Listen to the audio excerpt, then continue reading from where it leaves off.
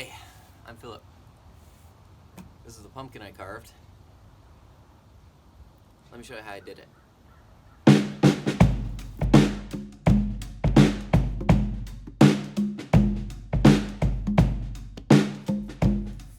So the process starts well before this with the designing of what I want to carve. I'm a designer, developer for my job, so I enjoy using Photoshop and doing creative work.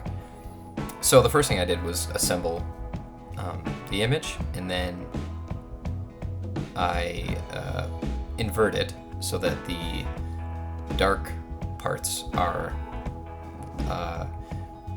what actually is going to get removed from the pumpkin skin. When I have that, I trace it onto a piece of tissue paper and then put the tissue paper onto the pumpkin, and when you trace it there, the ink goes through the tissue paper right onto the pumpkin, so it's an easy way to transfer the image. And then it's just going through and using mostly a linoleum cutter to remove the first layer of skin. That's kind of step one, is getting to a place where all of the places that are going to have pumpkin skin removed are clear and ready to be further edited with shading and stuff.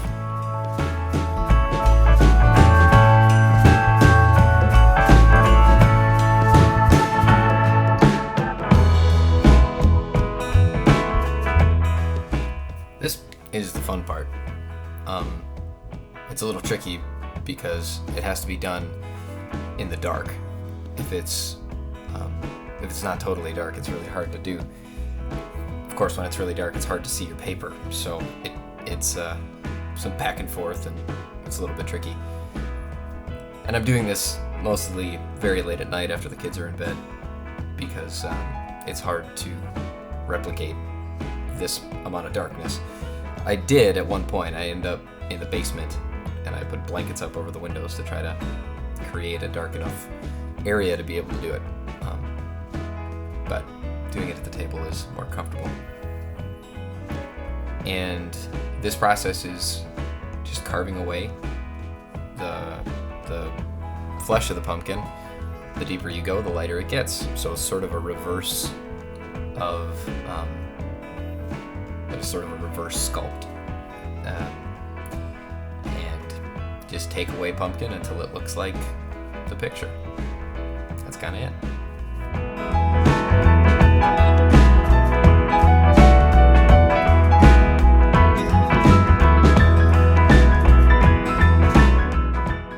Something I learned here, and you can see as I'm working on Christian Yelich's face, is that doing smaller characters or smaller portraits is much more difficult.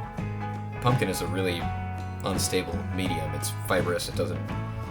It's unpredictable. You try and take a small little piece away, a huge chunk might fall out, huge relative to the little bit that you want to remove. And removing, say a small speck from a very dark area to make light is almost impossible. You can't remove that little of pumpkin because it'll just collapse back in on itself. So it's the whole thing is kind of trying to find a happy medium. The margin of error on a small portrait is almost nothing, so it's much harder to capture likeness on a small portrait. When I'm working on Aaron Rodgers in this one, it's much more forgiving. You can be off by a little bit and it'll still look like him. Think of it like a very, very tiny pixelated photo. It's very hard to make it look like somebody when you only have a few squares to work with, but if you have a bigger area, you can get more detail, and it's a lot easier to tell who's who.